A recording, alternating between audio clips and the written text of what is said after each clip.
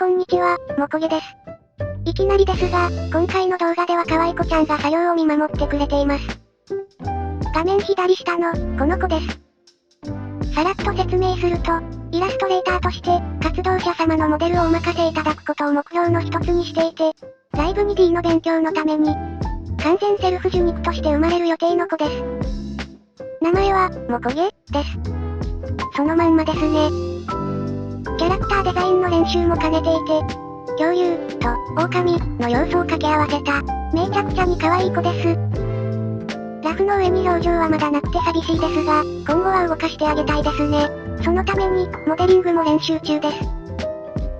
さて、そんなことを言っているうちに、後ろのキャンバスでは、前回の動画のイラストと対比になる作品、ハンガーアクセシリーズの2作目を描いています。指先の線を整えていますね。イラスト制作の中でも、特にこだわりが強いのが、手の描写です。絵を描く方々は、顔にこだわりを持っていることが多いと思いますが、もちろん、顔は絵の主役になることが多いので当然ですが、私は顔と同じくらい、手の表情をどう見せるかにこだわっていますね。あと、単純に手を描くことが好きなので、どうやったら画面の中に手を違和感なく組み込めるか常に考えています。もはや手だけ描いていたい。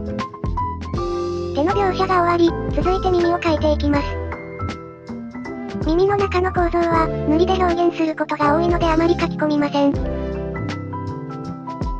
サブリューを使い、ハンガーアクセシリーズ1作目と並べて、違和感がないようにバランスを調整しています。大きさを揃えて、おそらくいい感じだなと判断したんだと思います。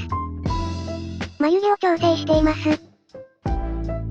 眉毛って、こんなに小さいパーツなのに、角度が少し違うだけで、印象がガラッと変わりますよね。個人的にはキリッとしすぎない太眉がタイプです。肌色から色を置いていきます。ブラシを G ペン、ブラシサイズを大きくして一気に塗り広げます。今回のイラストでは線画をしっかり描かないので、バケツ塗りはほとんど使いません。白目も埋めます。白目も真っ白だと浮いてしまうので、程よい濁りが大切だと思っています。前作の色も参考に、スライダーを動かしながらちょうどいい色を探します。続いて黒目も色を置いていきます。白目とのバランスや、イラスト全体のバランス、髪色との相性などを見ながら、いいと感じた色を探すので、塗り始めと完成で色が違うことが多々あります。続いて、髪の毛を塗りつぶします。このツールは、線がきちんと整っていなくても線画と判断して、塗りたい範囲を判定してくれる便利なツールです。クリックスタジオペイントバージョン4のアップデートで追加されたので、ぜひ試してみてください。そんなこんなで、髪の毛のベタ塗りが終わりました。体も表示させて、全体の色味を見ます。耳を描きたいので、どうにかこうにか髪の毛から出せるように、被ってしまっている部分を消していきます。髪の毛の前後関係、難しい。今だとレイヤーマスクを使えばいいことなのですが、まだまだ使いこなせていないですね。勉強します。肌部分の塗りに入っています。体の影入れ部分はデータが飛んでしまっていました。涙袋を描き、境界線が強い部分はぼかしツールで馴染ませています。血色感を表現するために、際に赤色を入れています。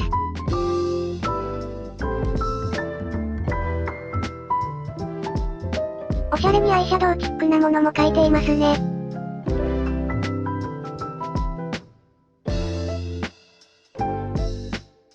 上まぶたの際にも赤色を入れています。目頭や目の線が周りにも入れることで、さらに血色感を表現しています。鼻筋に当たる部分に少し濃い色を置きます。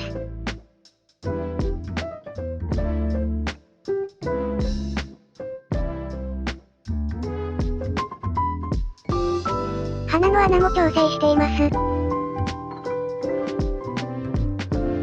輪郭は、濃い印象にならないように影のみで境界を描きます。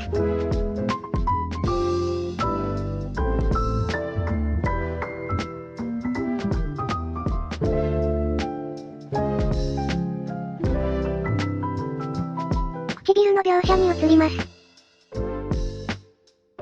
唇は、人物を大人っぽくさせたり色気を出したり、制作者によってかなり個性が出るフェチ部分だと思います。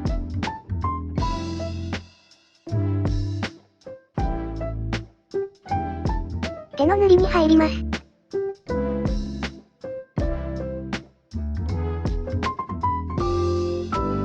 ある程度陰影が塗れたら、主役のネイルを描き始めます。線画を描くのではなく、境界機能を使って形を捉えていきます。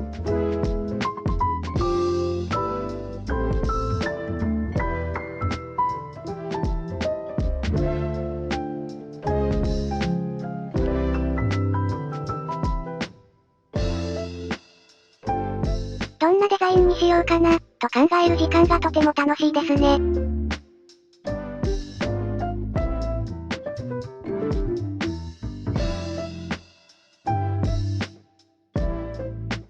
目の印象を強くしたくなくて、どう描写すべきか試行錯誤しています。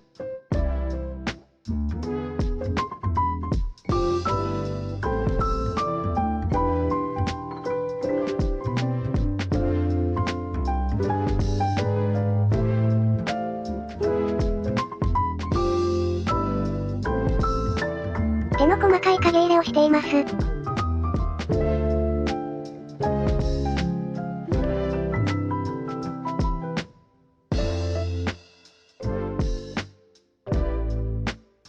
ネイルのデザインを描いていきます。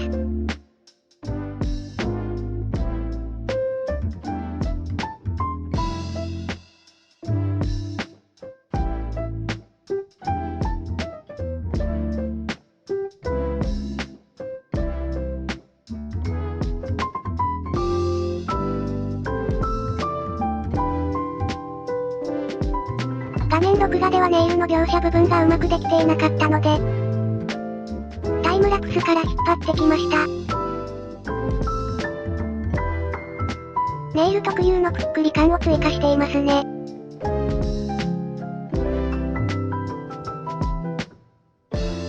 光沢を意識して、ひたすら塗っていきます。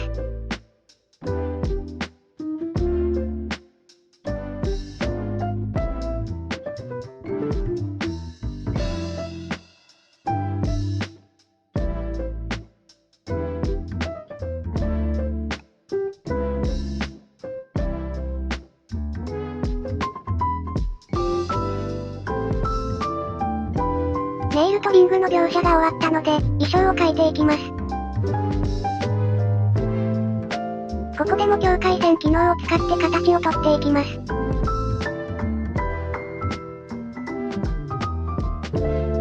このシリーズは一貫して肌が隠れないデザインになっていますね。ただの好みです。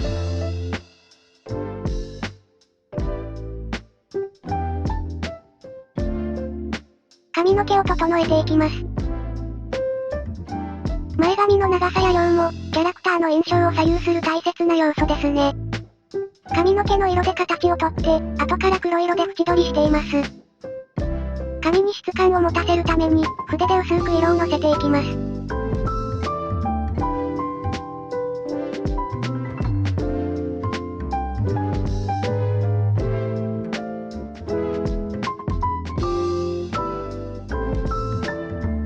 ピアスの描写を進めていきます。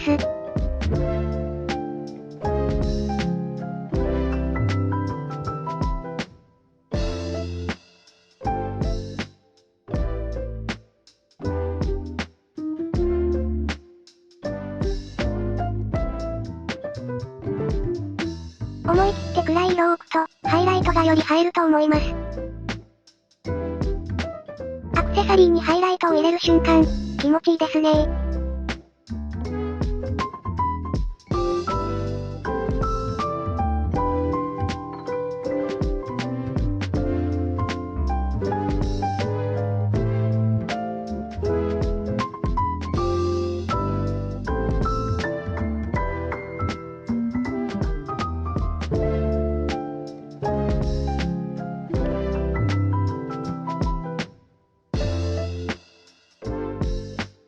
顔にアクセサリーと同じ質感のシールを貼ります。2つ並べてみました。アクセサリー周りにキラキラを追加します。